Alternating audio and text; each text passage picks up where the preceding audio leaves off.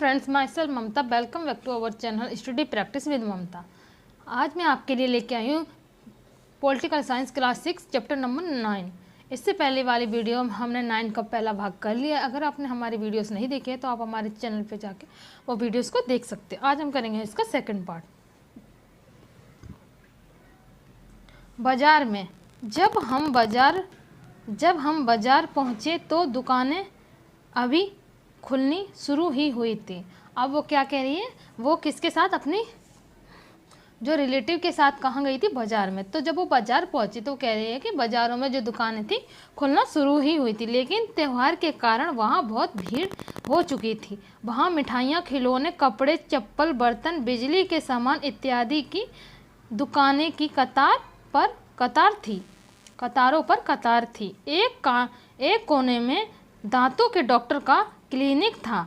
मेरी मौसेरी बहन ने उससे पहले से उससे पहले से ही समय ले रखा था, यानी अपॉइंटमेंट ले रखा था।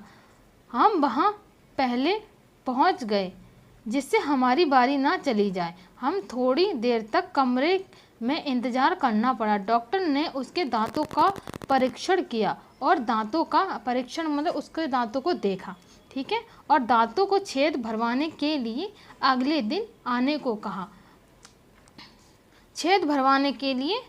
अगले दिन आने को कहा। वह बहुत डर गई थी क्योंकि उसने सोचा कि एक तो अपना दांत खराब होने दिया और ऊपर से इतना दर्द सहन करना पड़ा। अब वो गुस्सा हो रही थी। मान लीजिए कि किसी के भी दांत में कीड़ा लग जाते हैं तो दर्द होता है और उसमें छेद कर देते हैं कीड़ा दांत को काट के, तो वहाँ पर डॉक्टर एक तरीके का मसाला भर देते हैं जिससे क्या होता है, अगर वो दांत में छेद है तो हमारा जो खाना होता है वो उस दांत के अंदर नहीं जाएगा, और जब खाना जाता है और जब हम उसे निकालते तो हमारा दांत दर्द करता है। इसकी वजह से अच्छा होता है कि हम वहाँ पर मसाला भरवा लें। डॉक्टर के यहाँ से हम सिले हुए कपड़ों के एक शोरूम पर गए, और जब डॉक्टर के यहाँ से निकले तो वो कहाँ गए, एक सिले हुए शोरूम पर गए, क्योंकि मैं कुछ सिले कपड़े खरीदना चाहती थी। इस शोरूम को 3 मंजिल था, और ये शोरूम कितने मंजिल का था, 3 मंजिल का, और हर मंजिल पर अलग तरीके के कपड़े थे। हम तीसरी मंजिल पर पहुँचे जहाँ लड़कियों के कपड़े रखे थे, और वो क्या कह रही है, हम तीसरी मंजिल पर पहुँचे जहाँ पर क्या लड़कियों के कपड़े थे। बड़ी दुकान में हरप्रीत पहले मेरे पापा और चाचा एक छोटी सी दुकान पर काम करते थे इतवार को। अब हरप्रीत कहती है कि पहले मेरे चाचा और पापा क्या करते थे, एक छोटे सी दुकान पर काम करते थे। कौन से दिन, संडे के दिन, और त्योहारों के समय में मैं और मेरी माँ उनकी मदद करते थे। और वो क्या कह रही, जब त्यौहार आते थे तो काम इतना ज़्यादा बढ़ जाता था कि मुझे और मेरी माँ को वहाँ पर क्या करना, दुकान पर मदद करने के लिए आना पड़ता था। मेरे कॉलेज की पढ़ाई पूरी करने के बाद वहाँ काम करना शुरू किया गया। अब मेरी पत्नी वंदना और मैं यह शोरूम चलाते हैं। अब क्या कह रहा है कि अब मेरी पत्नी और मैं ये शोरूम चलाते हैं। वंदना, हमने कुछ साल पहले यह शोरूम खोला।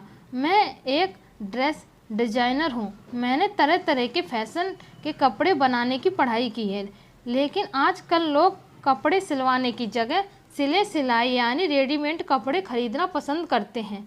इसलिए मेरा ध्यान इस बात पर ज़्यादा रहता है कि कैसे इन रेडीमेड कपड़ों को आकर्षक रूप से सजाकर रखा जाए। क्योंकि वो काम कर चुकी है तो उसका ध्यान इसी पे रहता है। हम अपने शोरूम के लिए अलग अलग जगहों से सामान खरीदते हैं। ज़्यादातर मॉल मुंबई, अहमदाबाद, लुधियाना और त्रिपुरा से आता है। क्या आता है, माल आता है। कुछ सामान दिल्ली के पास के शहरों जैसे गुड़गांव, नोएडा से भी आता है। कुछ कपड़े हम विदेशों से भी मंगवाते हैं। इस शोरूम को सही रूप से चलाने के लिए हमें कई चीज़ें करनी पड़ती हैं। हम विभिन्न अखबारों में, सिनेमा हॉल में, टेलीविज़न व रेडियो चैनल पर विज्ञापन देते हैं। अभी तो यह शोरूम किराए पर है, पर हम इसे जल्दी ही खरीद लेंगे। जब से यह बाज़ार आसपास रहने वाले लोगों के लिए मुख्य बाज़ार बन गया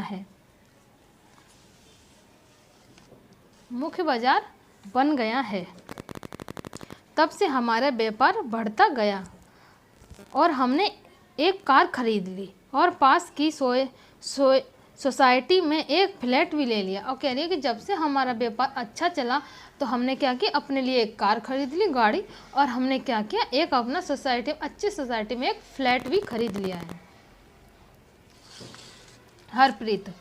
हरप्रीत और वंदना की तरह कई लोग हैं जिनके पास शहर के बाजारों में अपनी दुकान है। यह दुकानें छोटी बड़ी हैं और लोग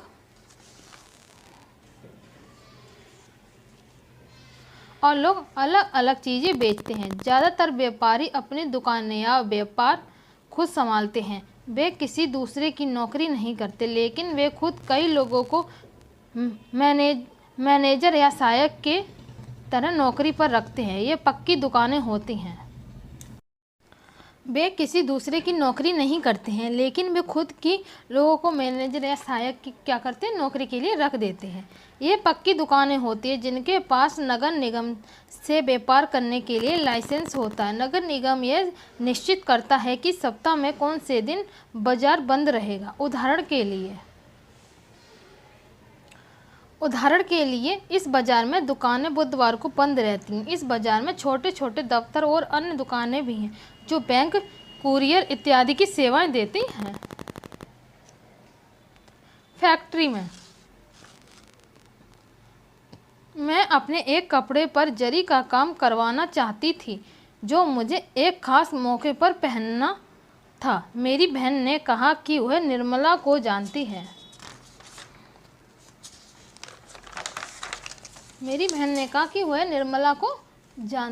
अब देखते हैं कि निर्मला क्या करती है। ठीक है, जो एक कपड़े सिलने की फैक्ट्री में काम करती है। निर्मला के पड़ोसी जरी और कढ़ाई का काम करते हैं।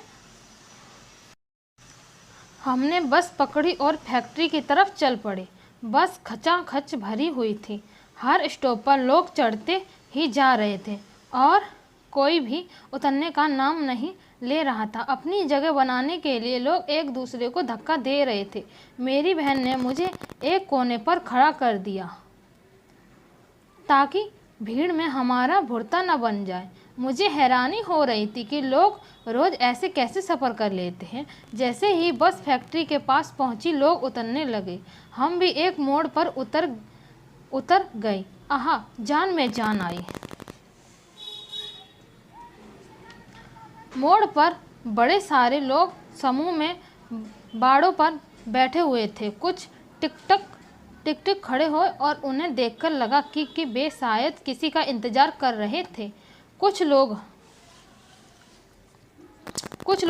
स्कूटर पर सवार उनसे बात कर रहे थे और रेट को लेकर मोल तोल कर रहे थे। मेरी बहन ने समझाया कि यह लेबर चौक कहलाता है, जहाँ पर हम किसी भी लेबर को काम करवाने के लिए लाते हैं और वहाँ पे मोल तोल भाव करते हैं, तो क्या वो लेबर चौक कहलाई जाती है। ये दिहाड़ी पर काम करते हैं। दिहाड़ी का मतलब होता है डेली की मजदूरी देने पड़ती है, डेली का उन्हें पैसा देना पड़ता है, उसे हम दिहाड़ी कहते हैं। मजदूर और मिस्त्री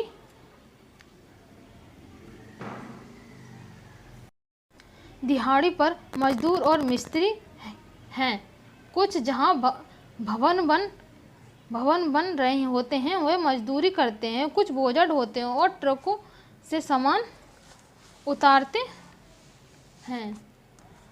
कुछ लोग टेलीफोन की लाइन और पानी की पाइप के लिए खुदाई का काम भी करते हैं, लेकिन उन्हें हमेशा काम नहीं मिलता है। ऐसे हजारों अनियमित मजदूर शहर में हैं। हम फैक्ट्री में घुसे तो हमने पाया कि वहाँ अलग अलग काम के लिए अलग अलग विभाग थे। उनमें ऐसा लग रहा था कि लोगों की कभी ना ख़त्म होने वाली पंक्तियाँ थीं। तो चलिए इसी के साथ हमारा ये सेकंड पार्ट भी ख़त्म होता है। ये चैप्टर थोड़ा बड़ा है, इसलिए हम इसका थर्ड पार्ट भी लेके आएंगे। अगर आपको हमारी वीडियो अच्छी लगे तो वीडियो को लाइक, शेयर और सब्सक्राइब जरूर करें। हम मिलेंगे इसका थर्ड पार्ट लेके अपनी अगली वीडियो में। जब तक के लिए बाय एंड टेक केयर।